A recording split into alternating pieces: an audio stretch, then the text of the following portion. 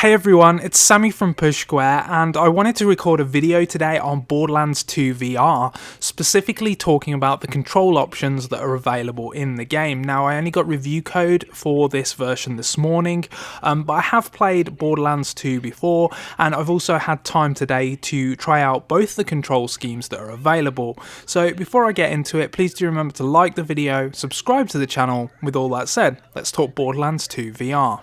Okay, so Borderlands 2 VR has two main control schemes. You can use the DualShock 4 controller, or you can use the PlayStation Move motion controllers.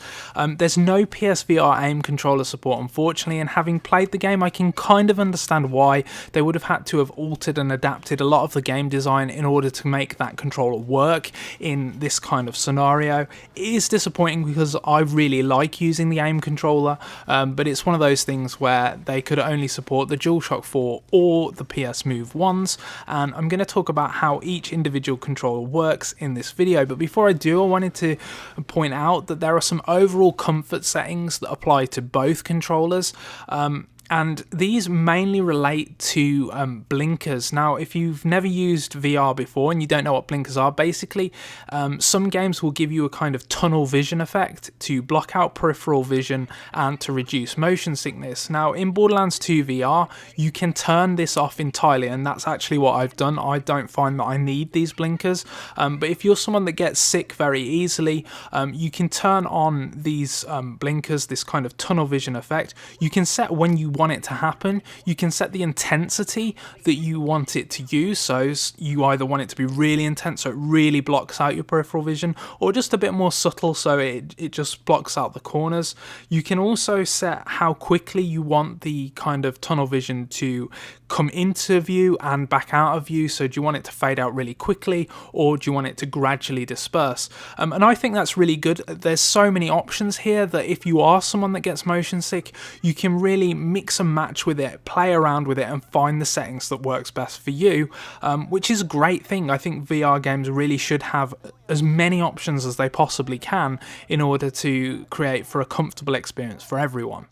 So focusing specifically on the DualShock 4 controller, the default setting is that you have movement on the left analog stick like it's a traditional non-VR first-person shooter, but you also have a teleportation option. Now, these are both enabled by default. You can turn one or the other off if you want to, but I found like you may as well have both options available to you. I didn't really use teleportation too much when playing with the DualShock 4 controller, but it's there if you want it, and it doesn't really get in the way of the control scheme or anything like that. So movement forwards and backwards, really easy with the left analog stick. Rotation, you can switch between a kind of gradual turning option, which is exactly the same as you'll find in any traditional non-VR first-person shooter, or if that's a bit more intense for you, you can change to a snapping option.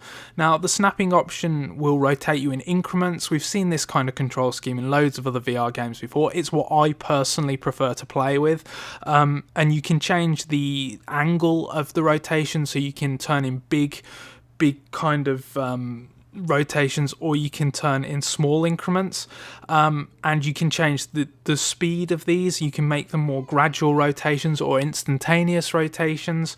So again, there's loads of options available here. I found the game to be quite comfortable with the DualShock 4. You aim with your head rather than the right analog stick or anything like that, which feels absolutely fine. It can be a little bit imprecise, but it works well enough. And yeah, with the DualShock 4, you're pretty much playing standard first-person shooter controls. You've just got these various options to tweak it exactly as you'd want it to be, and as is a way that is comfortable for you in PlayStation VR, because it can be more intense when you're playing virtual reality than on a standard TV screen. So with all that said, let's talk about the PlayStation Move, which is a little more complicated. So on the PlayStation Move, you have pretty much the same control options that you do on the DualShock 4, except there's obviously no analog sticks, so rotation is mapped to the X and circle buttons, I think, on the right PlayStation Move controller, and in order to move forwards, you hold down the move button on the left PlayStation Move controller. Now, one big issue I have with the PlayStation Move controllers is that without teleporting, I couldn't find a way to walk backwards, which in a game like Borderlands, where you've got enemies constantly encroaching on your position, you sometimes need to back up while you're shooting at them, and I couldn't find a way to do that with the PS Move. The option may be there, but in my playtime I couldn't find it, so that's one thing worth noting with the PS Move controllers. In terms of movement, you've got all the same options. You can teleport, and you aim using the left PlayStation Move controller where you want to teleport to, but you can also move forwards, like I said, holding down the move button. You can also turn in rotation turning, exactly the same as with the DualShock 4, so you can do it in increments, or you can do just standard, normal, traditional rotation like you would in any first-person shooter. The only difference is, like I said, the turning is mapped to the face buttons on the right PlayStation Move controller rather than the right analog stick. But in terms of aiming with the PS Move controller, you can obviously aim using the controller itself, so it's a bit more intuitive and a bit more obvious than, you know, aiming with your head, which is what you do with the DualShock 4. The problem with the PlayStation Move controllers is you can just tell that they haven't been built for a game like this. There's so many buttons all over the place. Reload is up on triangle, and then you change the weapon using the move button on the right move controller, and it's just all over the place. Now, it's something that you probably would be able to adjust to and get used to, and the tracking seems fairly okay. I wouldn't say it's great, but it seems okay. It's just a bit too cumbersome, and I think this isn't the flaw of the game, because the game includes loads of options for you to get the comfort settings exactly as you want it. This is a flaw of the PlayStation Move controllers themselves. They weren't designed to play games like this, in my opinion.